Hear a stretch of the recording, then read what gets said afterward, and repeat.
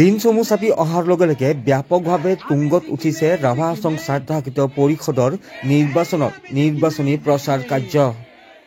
ৰাভা হাছং স্বায়ত্তশাসিত পৰিষদৰ এতিয়া প্ৰান্তে প্ৰান্তে গুঞ্জৰিত হৈছে কেৱল নিৰ্বাচনৰ গুঞ্জন। প্ৰতিটো ৰাজনৈতিক দলে তেওঁলোকৰ ৰণকৌশল প্ৰস্তুত কৰি ইতিমধ্যে ভোটাৰ ৰাইজক আকৰ্ষিত কৰাত উঠি পৰি লাগিছে।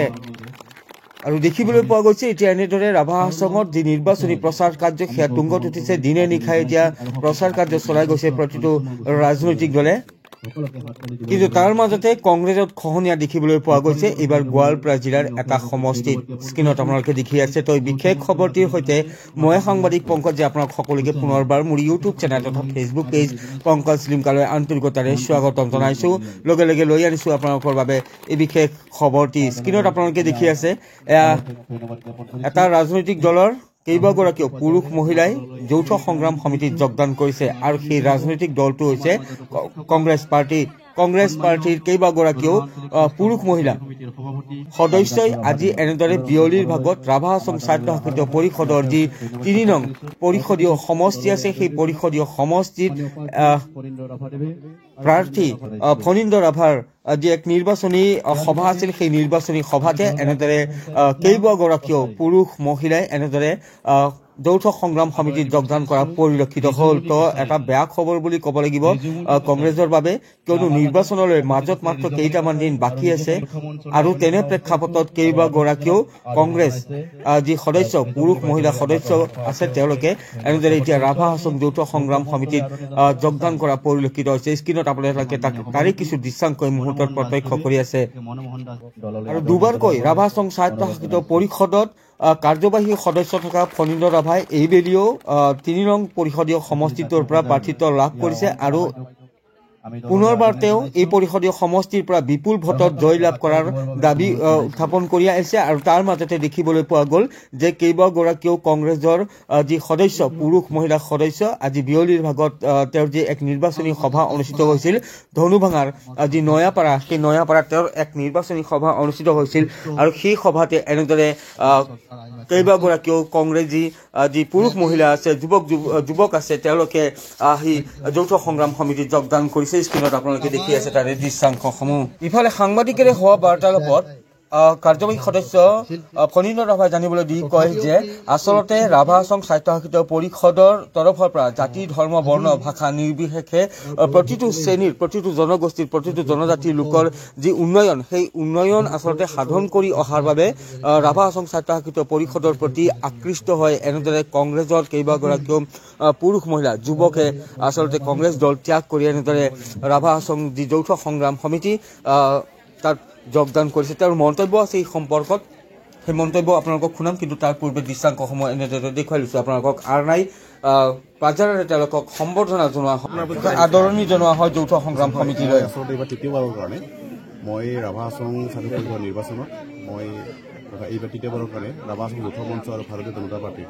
আমি NDA প্ৰাৰ্থী হিচাপে মই প্ৰাৰ্থীটো লাভ কৰিছোঁ আৰু মই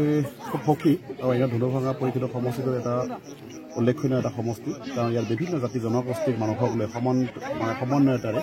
মই ৰাইজক কাম কাজ কৰিবলৈ এটা সুবিধা পাইছোঁ। আৰু এই অঞ্চলত প্ৰতিটো জাতি জনগোষ্ঠীয়ে ৰাভা হাছঙক সন্মান জনাই মোৰ লগত সহযোগিতা আগবঢ়াই আহিছে। আৰু এইবেলি তৃতীয়বাৰ নিৰ্বাচনটোত আজি এই মাছপাৰা নৱাপাৰাত যিখন গাঁৱত আজিৰ পৰা 2-3 দিন আগৰ পৰাই মই প্ৰায় এইখন গাঁৱৰ সন্মানীয় বয়োজ্যেষ্ঠ ব্যক্তিসকলে মানে এটা আমন্ত্ৰণ কৰিছিলে আৰু তেতিয়া সুন্দৰভাৱে তেওঁলোক আলোচনা কৰিছিলোঁ। তেওঁলোকৰ দীৰ্ঘদিন আচলতে কংগ্ৰেছ দলত তেওঁলোকে আছিলে আৰু এইবেলি তেওঁলোকে বিশেষ এটা কাৰণত হয়তো এই আমাৰ ৰাভা হাছং যৌথ মঞ্চৰ বিভিন্ন কাম কাজ দেখি আমাৰ ৰাভা হাছঙৰ স্বচ্ছতা দেখি এইবুলি আমাৰ এই গাঁওখনৰ পৰাই ধনুভাঙা তথা মাছপাৰা নৱাপাৰা গাঁৱৰ প্ৰায় আজি ইয়াৰ কেইদিনমান আগতে প্ৰায় 5 গৰাকী যোগদান কৰিছে আৰু আজি আমাৰ প্ৰায় 25 বা 30 জন যোগদান কৰিছে পুৰুষ মহিলাই আৰু কেইদিনমান পিছত ইয়াৰ পৰাই আৰু 20-30 জন মানুহ যোগদান কৰিবলৈ ইতিমধ্যে আমাক জনাইছে। গতিকে খুব আশাবাদী আৰু এওঁলোক হৈ আজি দীৰ্ঘদিন ধৰি কংগ্ৰেছৰ লগত থকাৰ পিছতো আমি ৰাভা হাছঙৰ বা যিখিনি বিভিন্ন জাতি জনগোষ্ঠীৰ মাজত সোমাই পৰিছোঁ, বিভিন্ন সা সুবিধা আমি দিব পাৰিছোঁ, ৰাভা হাছঙৰ বিভিন্ন সমস্যাসমূহ গাঁৱে ভেজা জনগোষ্ঠীয় সমস্যাসমূহ সমাধান কৰাৰ স্বাৰ্থত আমি কাম কাজ কৰিবলৈ আৰম্ভ কৰিছোঁ। গতিকে এতিয়া আমি আশা ৰাখিছোঁ এওঁলোকৰ যিটো মানে আমাৰ ৰাভা হাছং যৌথ মঞ্চৰ লগত একেলগে কাম কৰাৰ মানসিকতাৰে যিটো আমাৰ লগত আজি যোগদান কৰিছে খুব আশাবাদী আৰু মই সুন্দৰভাৱে এই গাঁওখনৰ পৰা ভৱিষ্যতে আমি ৰাভা হাছংখনৰ পৰা সম অধিকাৰ সম বিকাশৰে যিটো আমি কাম কাজ কৰিবলৈ ওলাইছোঁ গতিকে এওঁলোকে সহযোগিতা আগবঢ়াৰ কাৰণে সঁচাকৈ আমি ৰাভা হাছং তথা ধুনুমা পৰিষদৰ সমষ্টিৰ প্ৰাৰ্থী হিচাপে মই খুব আনন্দিত হৈছোঁ। আপুনি যিহেতু ইএম পদত আছিল সেই পইচাৰো হিচাপ নিদিলে নিশ্চয়। এতিয়া চাব এতিয়া ভূপেন বৰাই যেনেধৰণে কৈছে কিন্তু আমিতো ভাবোঁ ৰাভা হাছং তেওঁলোকে এই ৰাভা হাছং নিৰ্বাচনত প্ৰতিনিধিত্ব কৰিব নালাগে কাৰণ আমি এই ৰাভা হাছঙৰ বিভিন্ন জাতি জনগোষ্ঠীৰ সুৰক্ষিত স্বাৰ্থত আমি সংগ্ৰাম অব্যাহত ৰাখিছিলোঁ আৰু সেই সংগ্ৰামত আমাক 24জনকে গুলীয়াই হত্যা কৰিছে য'ত নেকি সেই 24জনক গুলীয়াই হত্যা নকৰি লাঠিচাৰ্জ কৰিও আচলতে আমাক সেই আঁতৰাব পাৰিল হয় কিন্তু তেওঁলোকৰ যিটো মানসিকতা সেই মানসিকতাই আচলতে খুব নিন্দাজনক আমি ক'ব বিচাৰিছোঁ গতিকে সেই ভূপেন বৰাই এই ৰাভা হাছৰ বিষয়ে নাজানে আচলতে তেওঁ গুৱাহাটীত থাকি এচি ৰুমত থাকি আমি ৰাইজৰ মাজত গাঁৱে ভূঞে বিভিন্ন জাতি জনগোষ্ঠীৰ সুধিলে গম পাব আমি ৰাভা হাছঙৰ লগত ফুটা কম্বল বিতৰণ কৰি আছোঁ নে আমি সংগ্ৰাম ৰাখিছোঁ যে ৰাভা হাছঙৰ মাটি ভিত্তিৰ কাৰণে সুৰক্ষিত স্বাৰ্থত বিভিন্ন জাতি জনগোষ্ঠীৰ সমস্যাৰ স্বাৰ্থত আমি কংগ্ৰেছ চৰকাৰখন কাৰ্যকলাপ আমি দেখি আহিছোঁ যে যেতিয়া কংগ্ৰেছ চৰকাৰখনৰ শাসনকাল থাকে তেতিয়াই ৰাভা আৰু বড়োৰ মাজৰ সংঘাত ৰাভা আৰু গাৰোৰ মাজৰ সংঘাত ৰাভা আৰু বিভিন্ন জাতি জনগোষ্ঠীৰ মাজৰ সংঘাতটো সৃষ্টি কৰে গতিকে আমি বৰ্তমানৰ বিজেপি চৰকাৰখন দেখিছোঁ সকলোবোৰ জাতি জনগোষ্ঠীক লৈ সুন্দৰভাৱে সমন্বয়তাৰে এই অসমত এটা পৰিৱেশ সুন্দৰ এটা পৰিৱেশ দিছে গতিকে ৰাভা হাছংখনত আপোনালোকে দেখিব 2013 চনৰ আগত যিটো পৰিৱেশ আছিলে কিন্তু আজিৰ তাৰিখত কিন্তু ৰাভা হাছংখনত সুন্দৰ পৰিৱেশ আপোনালোকে দেখি আহিছে। ৰাভা হাছঙত বিৰোধী কোন ইয়াত বিৰোধী বুলিতো বিশেষ আচলতে আমি ক'ব নোৱাৰোঁ বিৰোধী বুলিতো তেনেকৈ আমি ভাবিবই পৰা নাই ইয়াত যিহেতু কংগ্ৰেছটো এতিয়া কি ক'ম কংগ্ৰেছ আপোনালোকে চাব যোৱা যিটো কাৰ্যকালত এটা তেওঁলোকে সমষ্টি জিকিছিলে কিন্তু আমাৰ ৰাভা হাছং যৌথ মঞ্চত তেওঁলোকে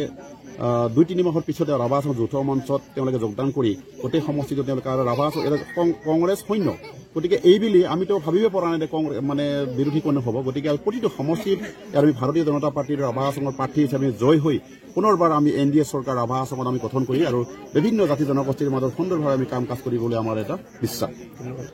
থেংক ইউ।